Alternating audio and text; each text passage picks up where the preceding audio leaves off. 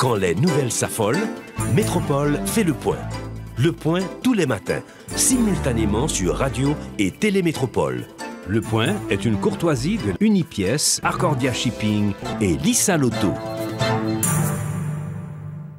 Madame, Monsieur, bonjour. Bienvenue à la rubrique Le Point de Radio et Télémétropole. Nous avons donc le privilège d'accueillir ce matin le professeur Jean-Marie Théodat. Il vit en France.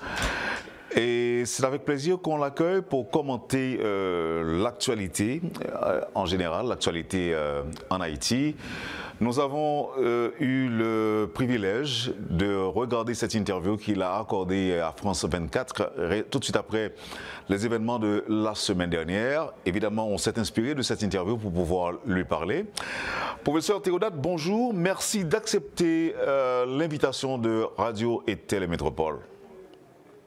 Je vous remercie, Wendell, de l'invitation et j'en profite pour présenter mes plus plates excuses aux auditrices, aux auditeurs de l'émission parce que j'ai manqué à mon rendez-vous hier. Mais il faut savoir que hier, c'était une journée de lutte à Paris, que nous étions dans la grève et que c'était extrêmement difficile, y compris d'accéder à un poste commode pour pouvoir tenir cet entretien.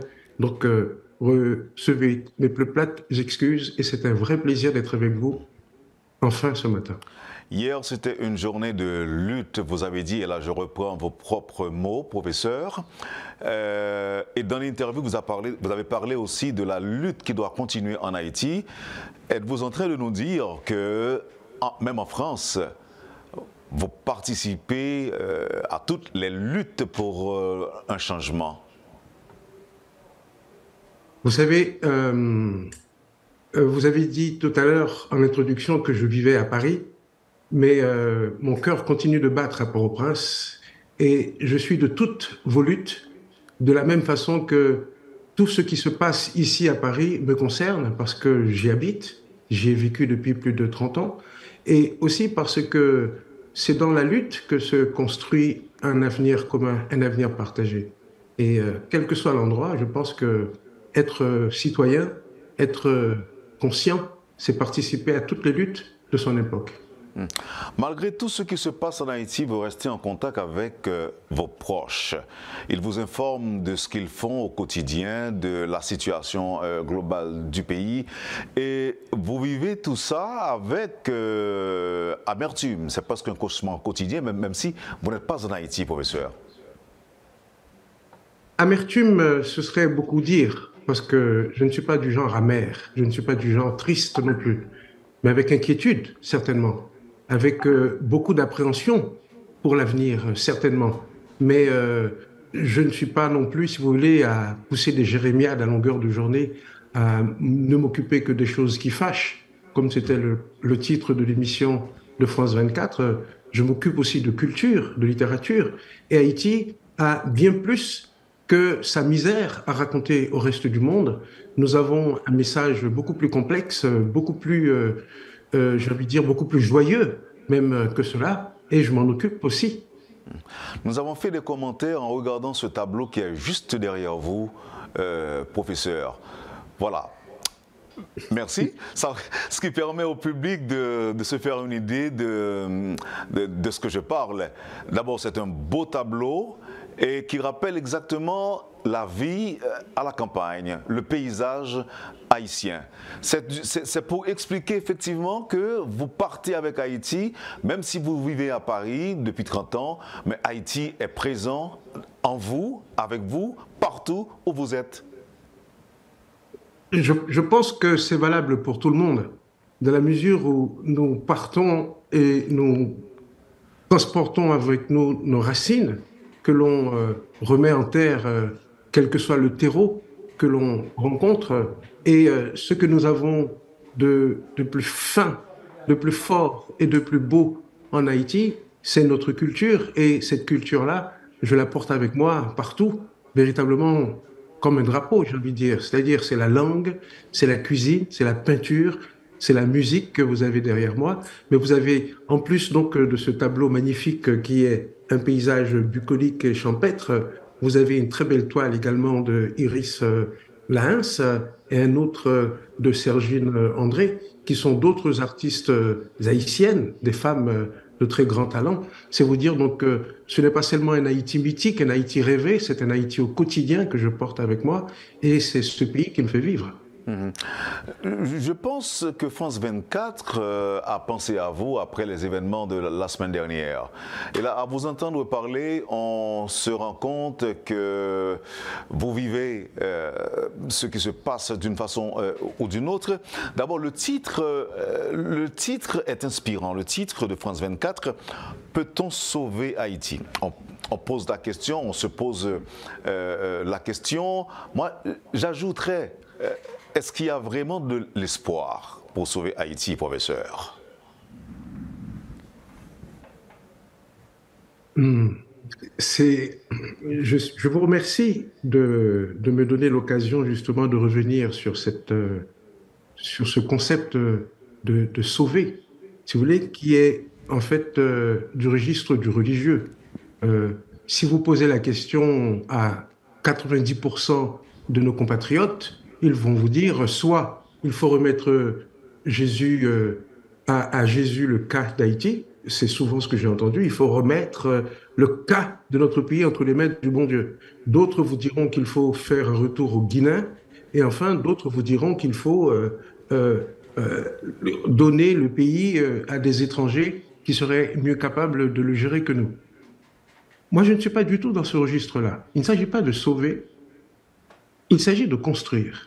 Et quand on construit, on ne cherche pas à l'extérieur, hors de soi, les ressources qui vont justement nous sortir de l'embarras. Quand on construit, on est dans une démarche sui generis.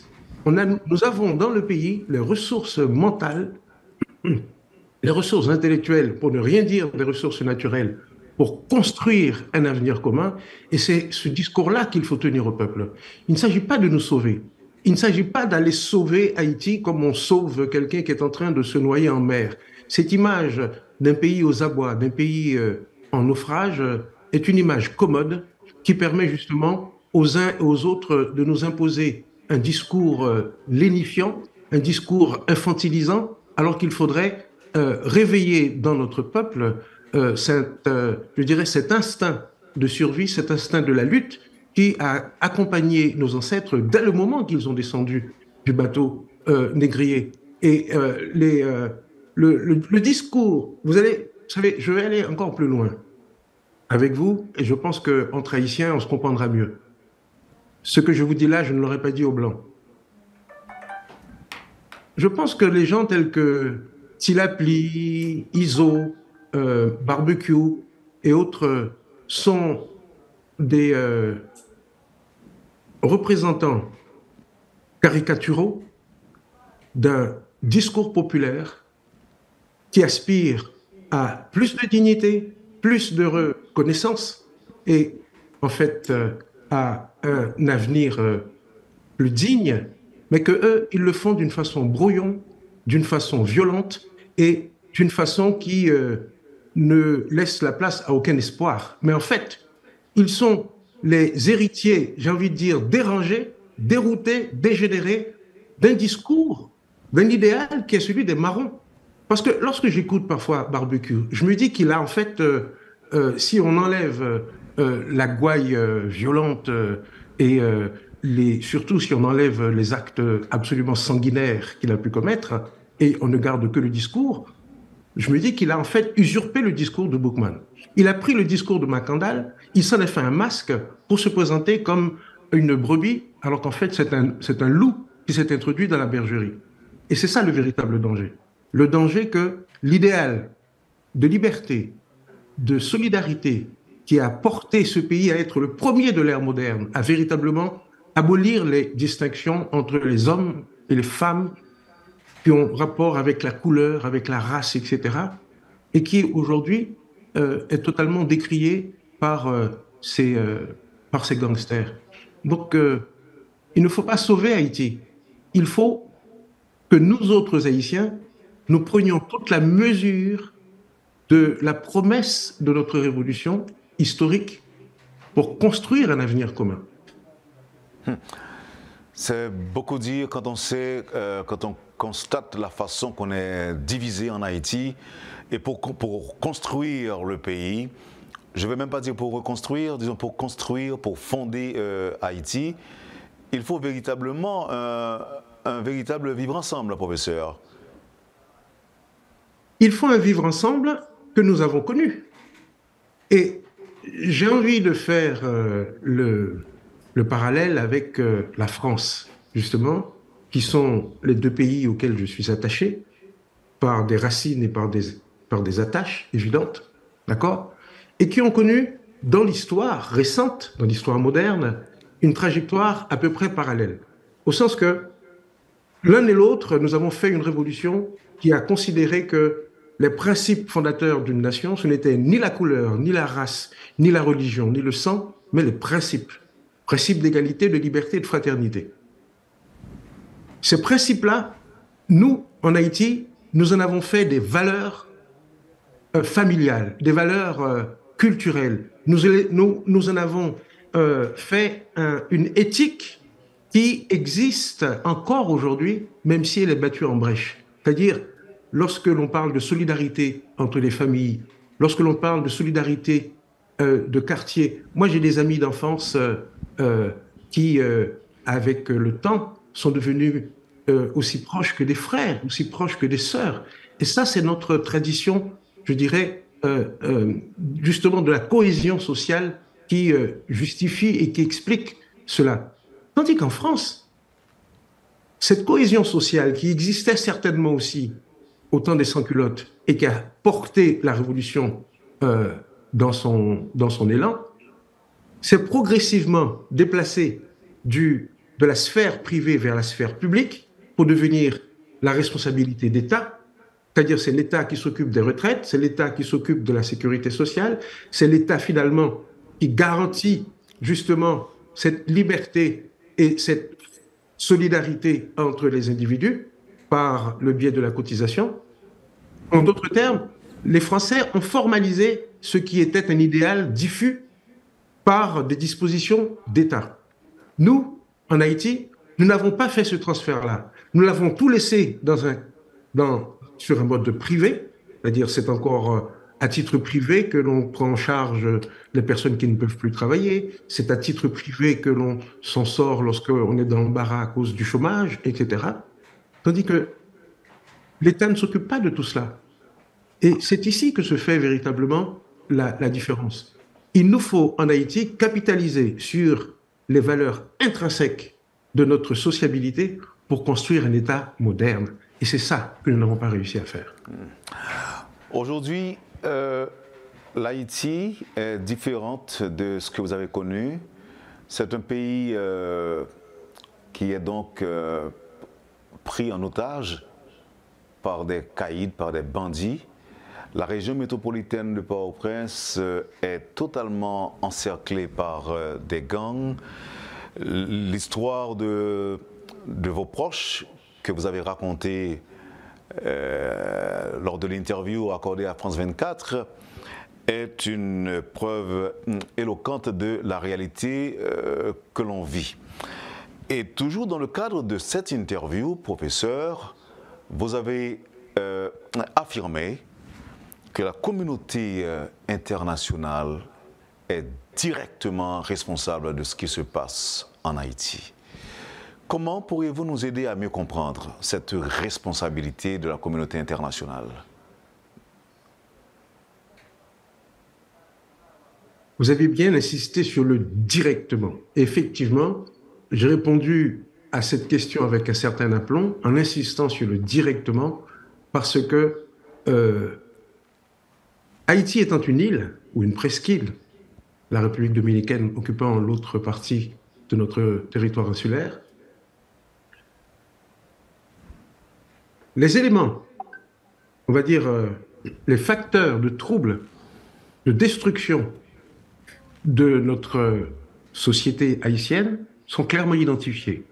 La drogue, les armes, dont le trafic entraîne le pays dans une spirale de destruction, pour répéter ce que j'ai dit tantôt. Mais nous ne produisons ni l'une ni l'autre.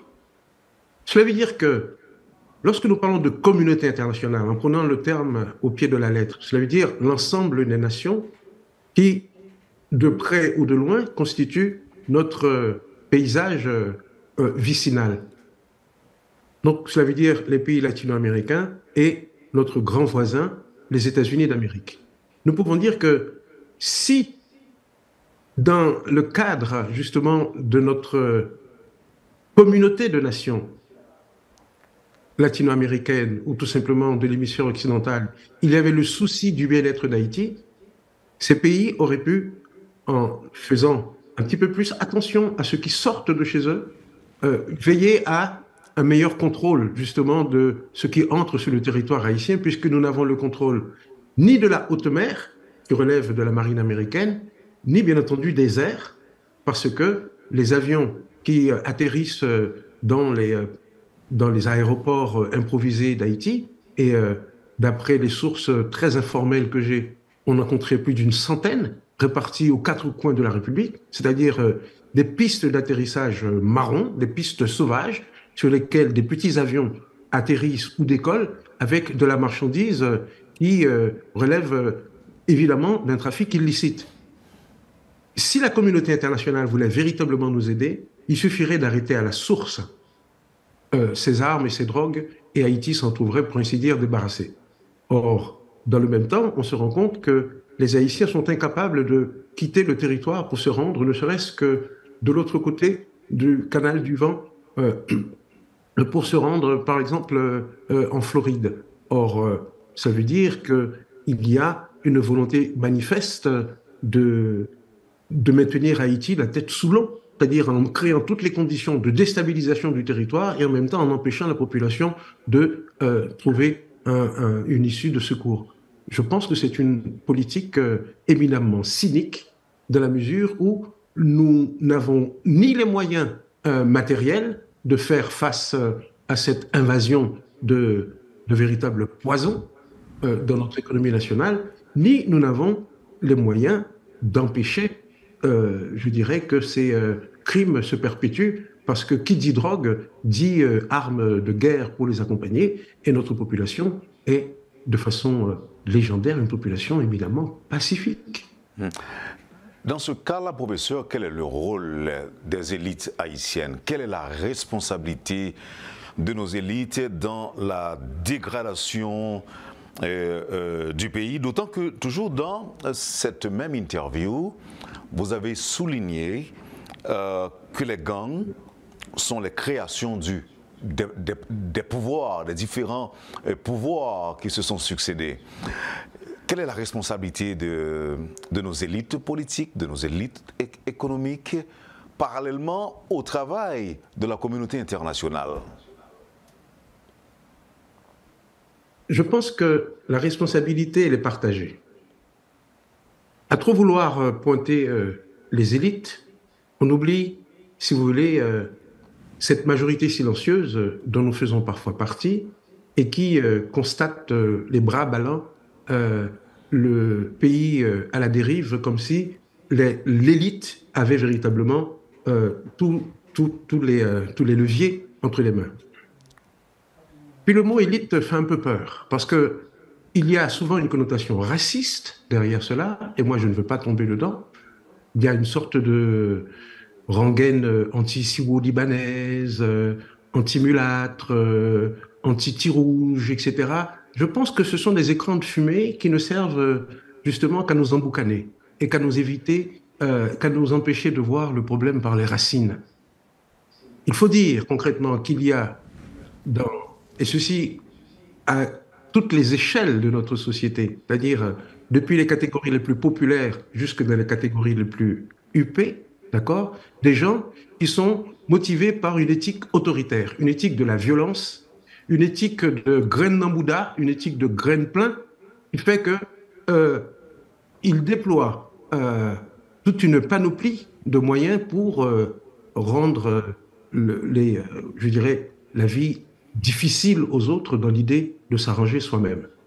Donc ce ne sont pas toutes les élites haïtiennes qui sont corrompues, ce ne sont pas tous les intellectuels haïtiens qui sont des lèche-bottes, ce ne sont pas tous les... D'accord ? Donc, à chaque fois, il faut faire un distinguo et faire un véritable travail d'inventaire et considérer qu'il y a aussi au sein de notre élite haïtienne, de notre élite au sens économique, élite des affaires, des gens qui rêvent d'un pays transparent, des gens qui rêvent aussi d'un pays solidaire, d'un pays inclusif, des gens qui rêvent d'un système de transport pour permettre aux étudiants, pour permettre aux travailleurs d'aller de vaquer à leurs activités sans avoir à piocher dans leurs réserves. Donc, nous avons, je dirais, comme en toute société, euh, une, une aile vertueuse qui, malheureusement, a été maintenue en échec, maintenue en minorité par la montée en puissance de ce que le philosophe Achille Mbembe appelle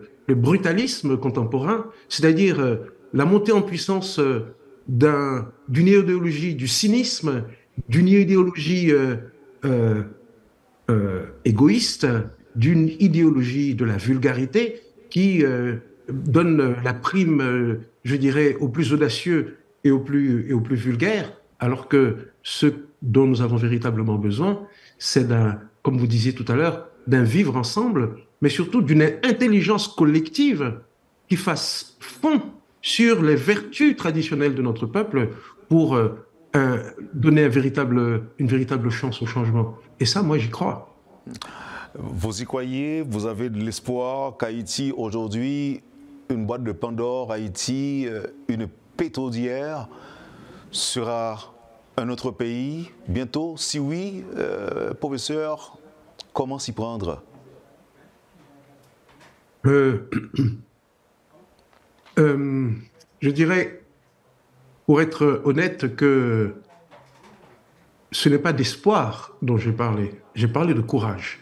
Et je pense que dans notre histoire nationale, c'est plus le courage qui a été notre carburant plutôt que l'espoir.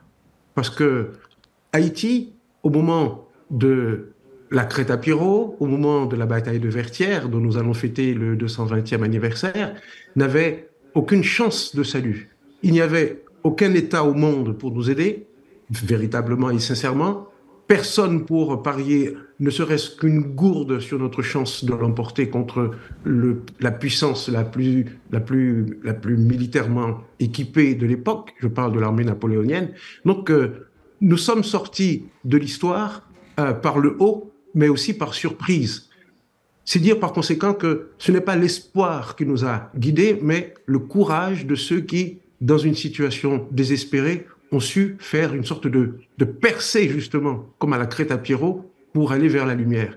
Et moi, c'est là que je suis avec mes étudiants, avec mes amis, avec mes collègues, avec mes parents, pour leur dire qu'il n'y a aucun espoir de salut, mais cependant, nous devons rester constants dans la lutte, parce que c'est notre seule chance de nous en sortir. Donc, c'est là qu'il faut du courage. Merci, professeur. Je vous invite à rester avec nous un instant, le temps d'observer la pause. Merci encore une fois de votre disponibilité pour le public de Métropole. À tout à l'heure. C'est un plaisir. C'est un plaisir. Vous suivez, madame, monsieur, la rubrique Le Point de Radio et Télémétropole. Le professeur Jean-Marie Théodat est notre invité ce matin. Merci de l'intérêt et à tout de suite, après la pause. Le Point est une courtoisie de Unipièce, Arcordia Shipping et Lissa Lotto. Merci, madame, monsieur, de votre patience. Avec nous, je rappelle, le professeur Jean-Marie Théodat qui commente l'actualité pour Métropole. Maintenant, nous sommes en crise. Haïti fait face à de sérieuses difficultés, professeur. Comment s'en sortir? Est-ce que vous pensez que l'envoi d'une force militaire dans le pays peut effectivement nous aider à faire face aux gangs armés? Est-ce que vous avez foi? Est-ce que vous y croyez?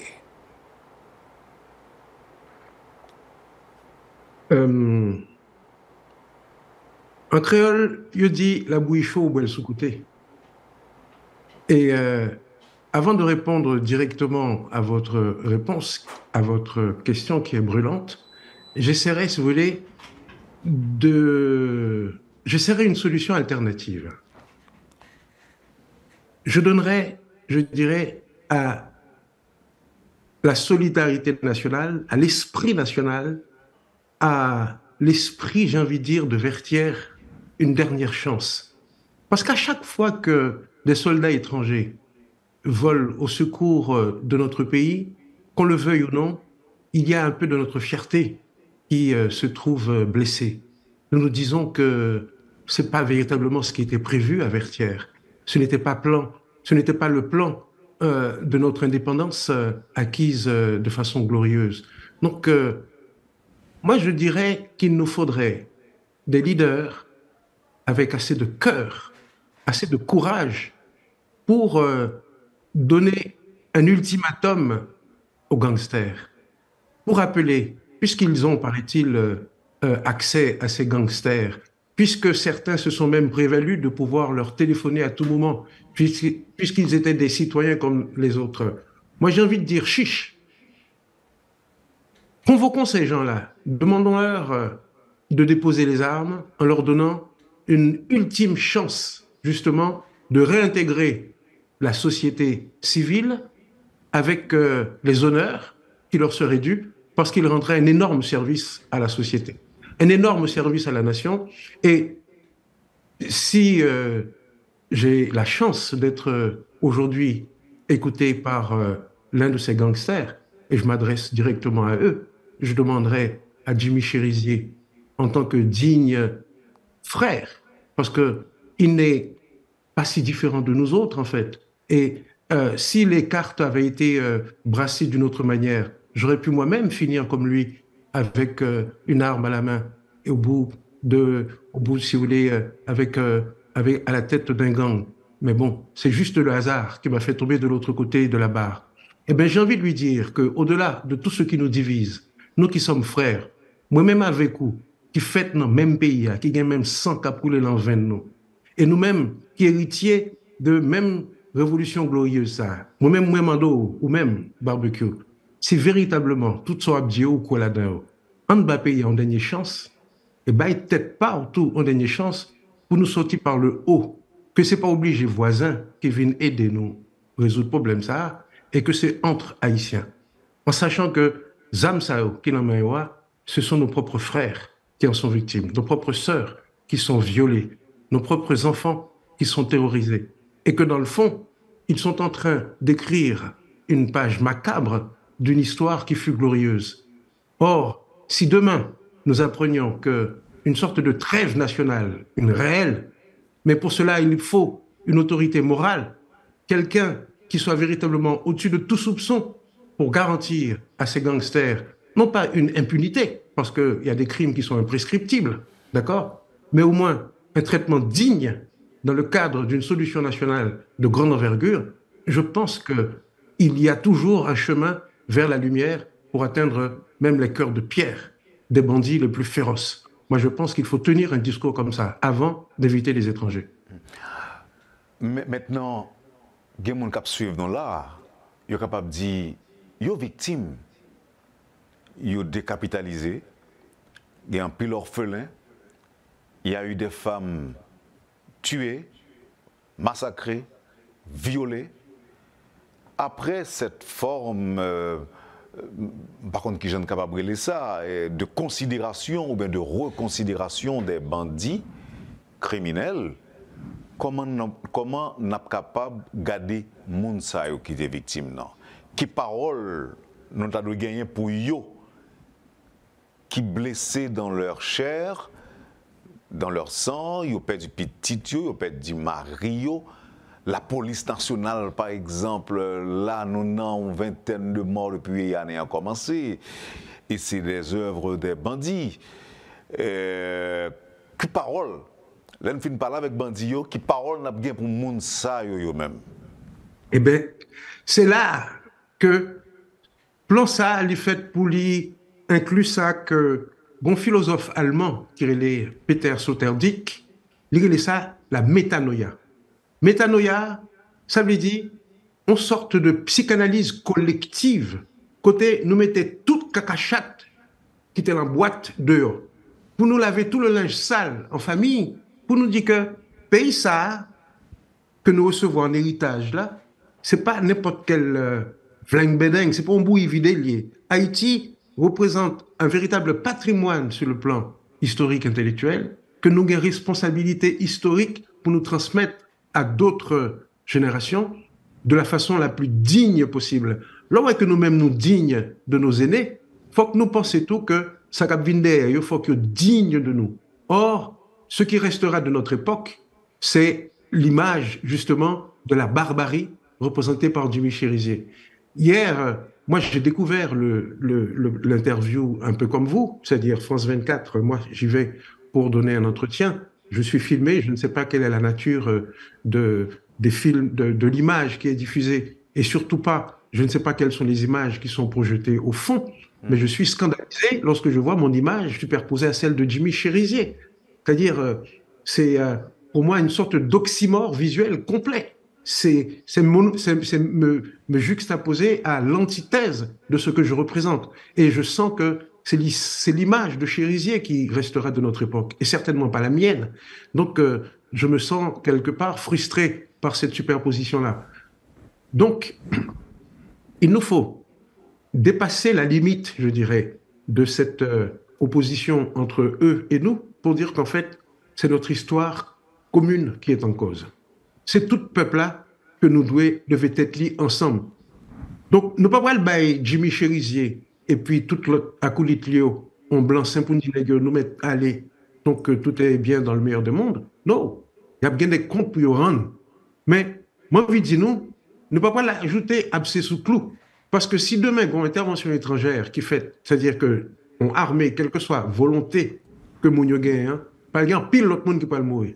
Et ce n'est pas seulement des bandits qui peuvent mourir, il y a pile victimes collatérales, il y a pile victimes d'un pile balle marron. Et moi-même, c'est ça, nous avons évité le pays à vivre.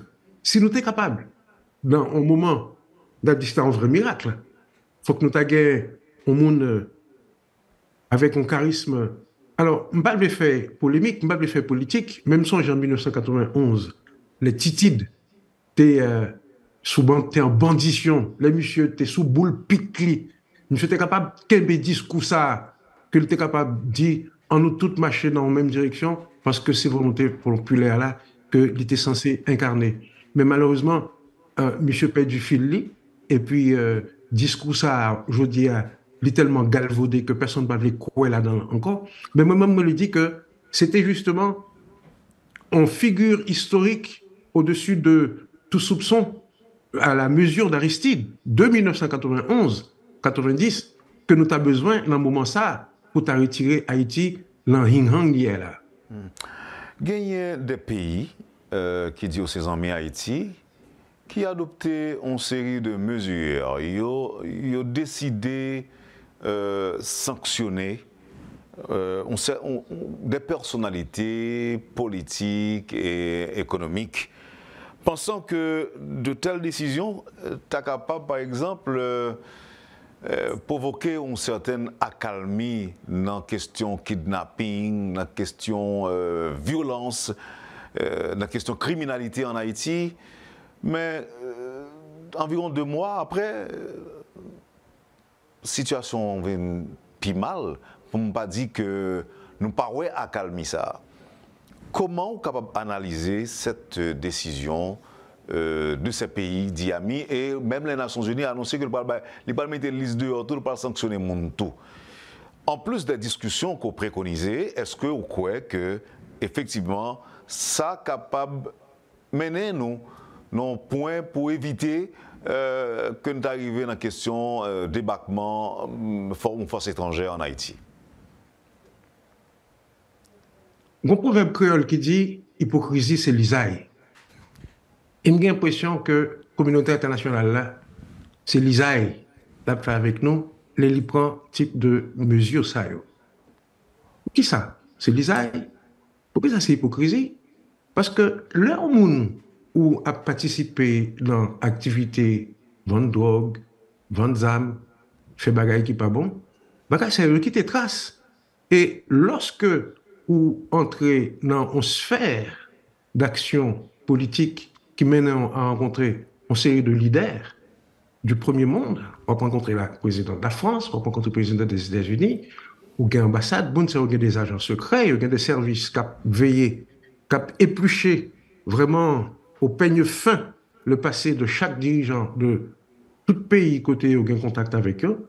Moi, dis que nous trouvons le bizarre pour que ces jours d'IA, Monsao a découvert comme par hasard que telle et telle autre autorité politique en Haïti était impliquée dans le trafic de drogue. Alors que il y a des gens, nous avons des décennies que nous avons des indices contre eux, personne ne va jamais dire rien, et c'est Kounia seulement qu'il a découvert avec nous qu'un tel a participé dans le mauvais bagaille. Donc, moi, envie, là encore, répéter en bon créole, dit que nous trouvons une nouvelle la ville là. Ils ont éclairé nous pas. C'est une question que vous déjà connaît déjà. Deuxième élément, si véritablement moun sa yo ba non yo gen preuve contre eux. Et moi même je viens avec bon genre preuve pour me capable pas parler en lait. Ba nous ba là dans bon petit mamite. Si gen preuve contre moun sa yo, c'est attendre pour arrêter, c'est attendre pour mettre en bas code. Et si vous pas mettre en bas code, si vous pas preuve, c'est que bon raison pour ça. Et m'ta même connaît pour qui ça. C'est là moi-même, m'attendre communauté internationale là pour demander pour le dire dis-moi pourquoi si peu et pourquoi si tard de telles mesures. Donc là encore, nous avons proposition de pistes de solutions, sanctions de l'international contre des personnalités, discussions avec les gangs armés. C'est ça qui a préconisé. Maintenant, nos forces haïtiennes, on te dit que nous avons donné une chance à l'esprit national. Et le rôle de la police nationale dans tout ça, notre police nationale, et le rôle de l'armée d'Haïti dans tout ça? Bon, Jean-Noël, là, depuis que décision été prise en 1995 de dissoudre FADH, armée d'Haïti, armée historique là, pas de rien qui vienne véritablement remplacer en tant que source de pouvoir en Haïti. Moi, je dis que même résurrection de l'époque Jovenel de l'armée d'Haïti, telle que l'existe aujourd'hui là, c'est la confirmation, justement, de ces châtres pays, les nous abolis l'armée. Et je dis à la, même sous ponti, ou ponti gigit en argile ou collé devant, si gigit pas zozo, et problème non, excusez-moi si je suis vulgaire, mais m'oblige de dire bagaille clairement, pour dire que ça nous est là, c'est pas une force d'armée. Il n'est pas même capable de faire un petit coup d'État. Allez voir pour le temps envahi un pays étranger. Donc, nous avons une armée croupion qui n'est vraiment pas à l'honneur de Vertières. Ça, pour moi-même, c'est un élément de véritable déshonneur national.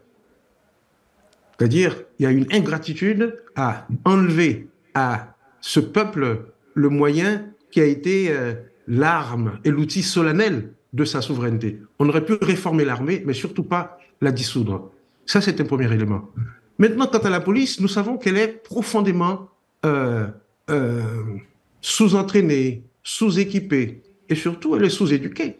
Notre police est à l'image du déclin de tous les autres secteurs de la population, c'est-à-dire avec des salaires de misère, et lorsque vous avez une arme et donc la possibilité d'exercer une certaine violence légitime entre les mains, il y a toujours un risque de dérapage. Et c'est ce qui s'est passé avec les Jimmy Cherizier et autres agents de la police qui, du jour au lendemain, se découvrent des vertus de cow-boy et commencent à terroriser le reste de la population. Moi, je pense qu'il faut vraiment réformer l'armée, pas réformer, mais reformer l'armée sur un mode national. Il faut une armée de conscription. Il faudrait que chaque jeune haïtien et chaque jeune haïtienne consacre au moins 1 an à un service national qui n'est pas forcément un service armé, qui n'est pas seulement un service militaire, mais qui est un véritable service civique dans lequel nous apprenions le B à bas, d'accord, de ce que c'est qu'une conscience civique. Ce serait l'occasion de distribuer dans les provinces, de distribuer dans les campagnes les services que l'État doit à la population, mais que l'État doit à la population, mais qu'il n'a que très rarement dans son histoire véritablement assumé. je pense que nous avons besoin, là encore, je répète Peter Sloterdijk, d'une métanoïa, c'est-à-dire d'un travail d'éducation collective dans laquelle nous reconnaissons que nous avons échoué collectivement et que nous sommes au fond d'un puits actuellement avec des gangsters qui font régner la loi et l'ordre dans le pays pour pouvoir en sortir collectivement. Mais pour ça, il faut un discours. De toute façon, nous ne pourrons pas faire l'économie d'un discours collectif, d'un récit national qui relance notre projet d'indépendance, qui relance notre projet d'autonomie et qui redonne du sens à notre éthique de liberté, d'égalité et de fraternité. Là, moi, je continue à y croire. Ce n'est pas de l'espoir, ça, c'est du courage dans la construction. Voyons maintenant l'urgence, professeur. Nous vivons comme des rats. Vos amis vivent comme des rats aujourd'hui. Et c'est vous qui l'avez dit. Vous pensez que nous pouvons encore attendre longtemps dans cette situation? Non, nous ne pourrons pas attendre. Pour deux raisons. D'abord, parce que Pierre Buteau, le professeur Pierre Buteau, est actuellement entre les mains de ses ravisseurs. Nous savons que c'est un homme à la santé fragile et nous savons surtout que c'est la pire des ingratitudes que notre nation ait pu exprimer à l'égard de quelqu'un qui a occupé les plus hautes fonctions dans un domaine d'importance solennelle, c'est-à-dire le ministère de l'Éducation nationale. Et Pierre Buteau a fait tout son travail entre autres, sur l'histoire de l'esclavage. Or, il se retrouve aujourd'hui dans une position d'esclave entre les mains de ces bandits. Il faut dire à nos gangsters qu'ils ne font que reconduire l'horrible métier des négriers, l'horrible métier des faiseurs d'esclaves, en prenant le professeur Buteau en otage. Et l'urgence, pour moi, c'est ça. Et il ne se passe pas une seconde sans que je ne pense à notre collègue, à notre ami, le professeur Buteau. Donc, c'est vous dire que l'urgence, c'est d'abord de sortir le pays des griffes des gangsters. Et pour sortir le pays des griffes des gangsters, il y a deux façons. Il y a la manière forte, violente, nous n'en avons pas les moyens. Il y a la manière soft, il y a le talalim talalam, en bon créole que nous sommes capables de raconter pour nous dire que nous, toutes ces petites Guinéens, nous, toutes ces petites soyettes, et que ça fait là, les papes ménéo, ni on pas quitta, ni on pas nago. Ils sont tous condamnés à disparaître avec on zamlan et avec le déshonneur, parce que ça fait les papes méné pays à aucun côté. Il faut que nous sommes capables bayo en sorte de contre-discours. Parce que, qu'est-ce qui expliquait finalement attitude nihiliste, attitude suicidaire de Mounsao? C'est tout simplement qu'ils ont tiré la leçon de ce que, en près de 221 ans d'indépendance, nous pas réglé avec sérieux. Ils ont dit en fait, nous toutes là, nous sommes bonnes bêtiseux que nous y est. Nous entrons dans l'histoire, historiquement, comme des Bouddhas chirés qui avons pris un idéal révolutionnaire prestigieux et nous nous sommes assis dessus avec le Bouddha chiré. Alors vous imaginez le résultat. Eh bien, je pense qu'il faut justement passer à autre chose. Il faut aujourd'hui essayer la manière douce, dire à ces gens que lorsque nous parlons d'égalité et de fraternité, nous y croyons vraiment. Lorsque nous parlons d'éducation, de santé, nous y croyons vraiment. Et qu'il y aura dans les communes les plus reculées du pays une véritable reconnaissance de la citoyenneté, une véritable égalité. Parce qu'en fait, ces gens expriment de façon violente et brouillonne une aspiration à la dignité qui traverse tout le corps social haïtien. Ces petits paysans que ils ont tellement humilié de génération en génération qui je dis dit au bouquet, mais ils dit au bouquet d'une façon tellement violente que nous pas comprendre le discours. Et des gens tant que Iso, tant que Chérisier, tant que toute notre Bouddha Chérissao, excusez-moi encore, moi-même, moi crois que faut que nous traitions comme des dérangés mentaux, comme des victimes, et que l'État a besoin, l'État tend, l'État là, pour nous faire une véritable thérapie collective, pour nous faire que tout petit pays qui perd du espoir, qui perd du espoir d'une action collective et qui mettait toute force dans l'action individuelle, c'est-à-dire cette attitude de loup solitaire nous condamne à nous faire dévorer les uns après les autres et surtout à être traités comme des incapables sur le plan historique. Thérapie collective, là, il n'est pas seulement concerné gang, il est concerné un peu l'autre monde tout. Ouh, il est surtout concerné l'autre monde. Il est surtout concerné l'autre monde. Nous nous appelons les élites tout à l'heure, c'est-à-dire élite intellectuelle, élite politique, élite économique, mais aussi, j'ai envie de dire, élite artistique pays. Lis-le pour que nous gagnions un discours beaucoup plus inclusif. Lis-le pour nous bailler pays vrai pays, oui. Je parle de petites soyettes pour nous vendre dans la rue, gens qui pas à l'école, gens qui... Je dis que 80% de gens qui vivent en Port-au-Prince vivent avec moins de $1,90 par jour. 80%. Eh bien, si nous te comparé ça avec la France, ou tu as fait même bagarre ici, c'est un chien manger chien collectif. Qui ça fait que pas un chien manger chien collectif en Haïti? Eh bien, c'est justement un réseau de solidarité, un savoir vivre ensemble qui est toujours là, qui est toujours jump. Je toujours dit qu'en Haïti, c'est toujours la société contre l'État. Nous avons une société qui jump, nous avons une société qui a des valeurs de partage, des valeurs de solidarité que moi-même personnellement, moi, fier de eux. C'est l'État qui n'a pas fait travailler. Nous allons finir, professeur. Maintenant, nous avons une réaction par rapport aux policiers assassinés. L'eau à l'étranger, en fait, la Caillou, on a regardé ça qui a passé, en fait, l'eau en France, et on a regardé ça qui a passé la Caillou. Dans un premier temps, policiers tués par bande et par paquette. Deuxièmement, policiers qui dans la rue, cap manifesté. C'est des faits quand même inédits. Vous avez une compréhension particulière de ça, lui-même?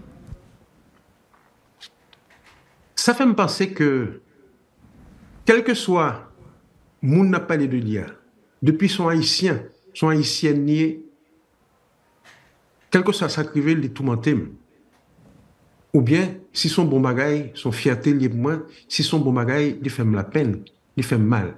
Donc, lorsqu'on policier, et moi-même, je ne parle pas de policiers, je ne parle pas de policiers de façon abstraite, je parle de policiers en connaissance de cause. D'abord parce que je des policiers dans la famille, moi, et surtout parce que parmi les étudiants à l'école normale supérieure ou bien à la faculté des sciences, il y a des policiers qui suivent cours et qui continuaient à mettre bon gens bêtes dans tête pour justement pour ne pas arrêter seulement avec un bout de fer en main toute la vie.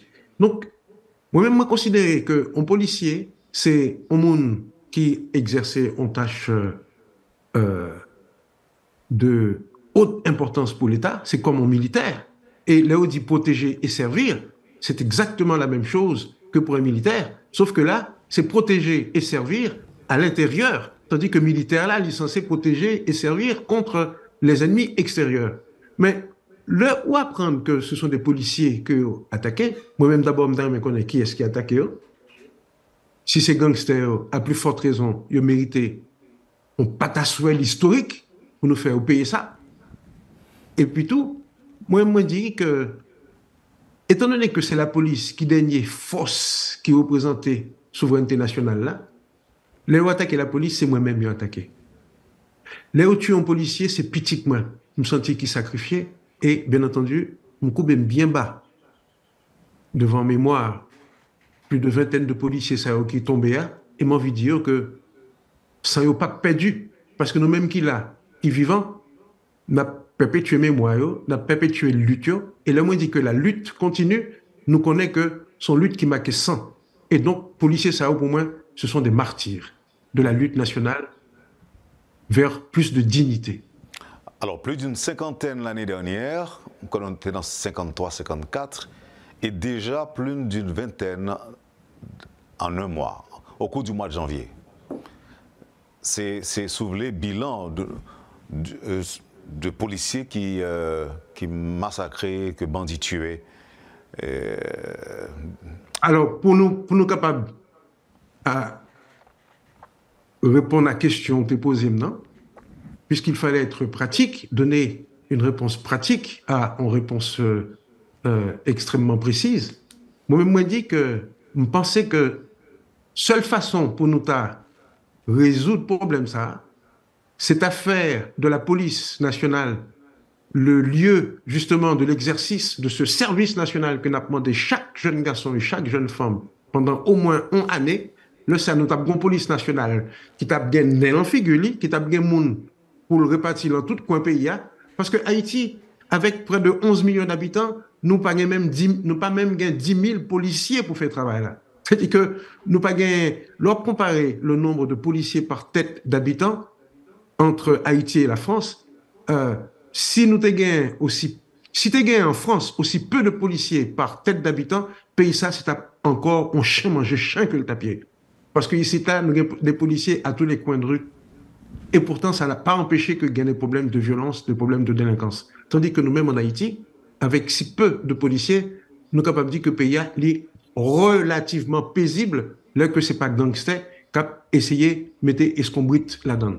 Donc, moi, je pense que faut que nous ayons une police nationale nourrie par un service de conscription, quand chaque monde vient faire service, au moins une année pendant toute ville, et puis mettez bon gens âmes dans mes policiers, mais au moins en catégorie de policiers professionnels qui pour mettre les bandits à gros problème pour mettre en bas code. Parce que là encore, moi je crois que le recours à la violence légitime doit être toujours un ultime recours après avoir essayé tous les moyens pacifiques d'une coordination nationale. Parce que moi-même, je crois dans la paix. Une dernière question, professeur, c'est à propos de Haïtiens qui parlent les chita ensemble pour proposer une solution qui est capable, par exemple, de mettre tout le monde d'accord pour le pays. En fait, là, je m'adresse surtout à l'intellectuel que vous êtes. Quelle compréhension de ça? Pour qui ça, Haïtien, je permettre que je me retourne avec le terme élite encore. Pour qui ça, les élites pensantes, ils n'ont pas décidé chita pour résoudre le problème haïtien. Récemment, le Premier ministre haïtien a fait une demande pour que gagne une intervention qui est faite en Haïti. Lors des pays qui sont plus chaud devant banne dans la question ça, m'a parlé des États-Unis, m'a parlé du Canada. Ils ont laissé quoi que pas gagner un consensus. Tout le monde pas d'accord. C'est comme si nous dit pas gagner une seule parole par rapport à ça. Ou bien même si pas de parole, mais tu as supposé gagner une majorité de monde qui dit OK d'accord pour cette intervention, ou bien quelqu'un qui a dit, ou bien tu as une majorité qui dit non pas d'accord pour intervention ça. Et pour ça, il faudrait que tout le monde, tout acteur politique, tu as dit, il y a mis tête ensemble, il y a mis le pays en avant, il y a pour le pays. Mais ça n'a pas arrivé fait, professeur.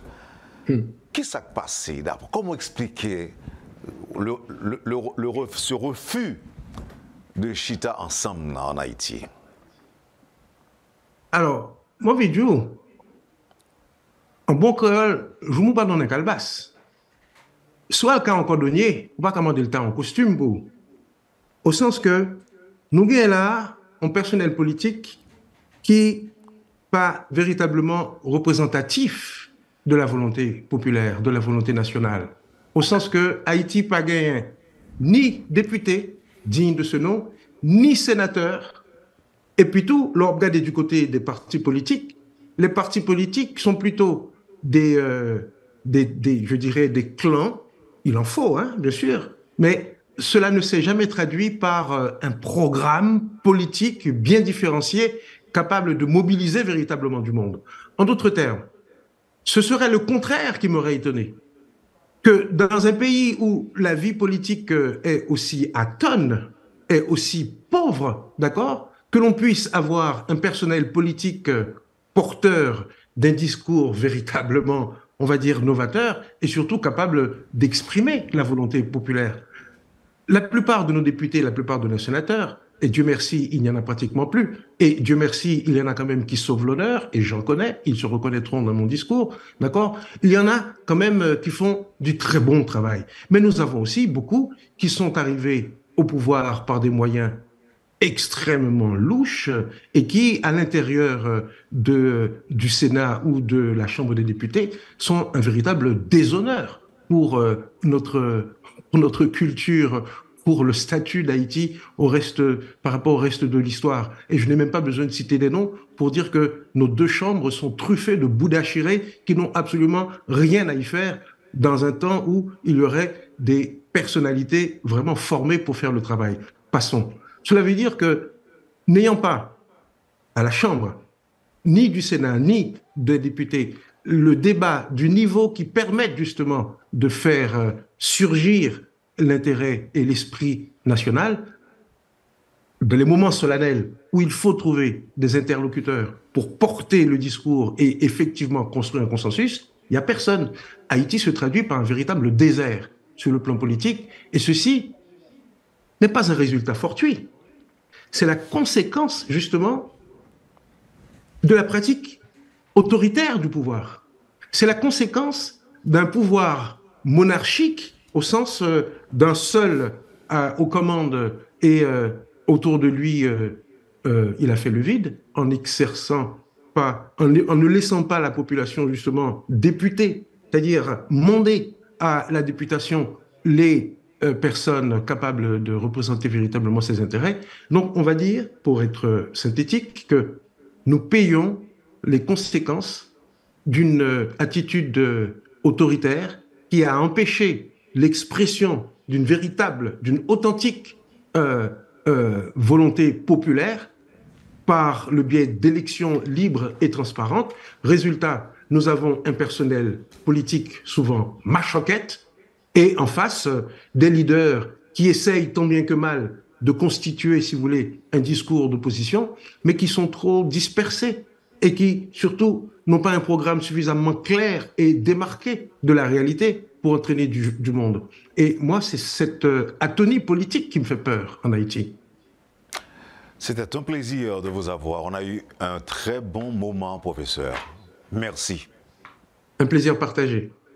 À la prochaine. À la prochaine.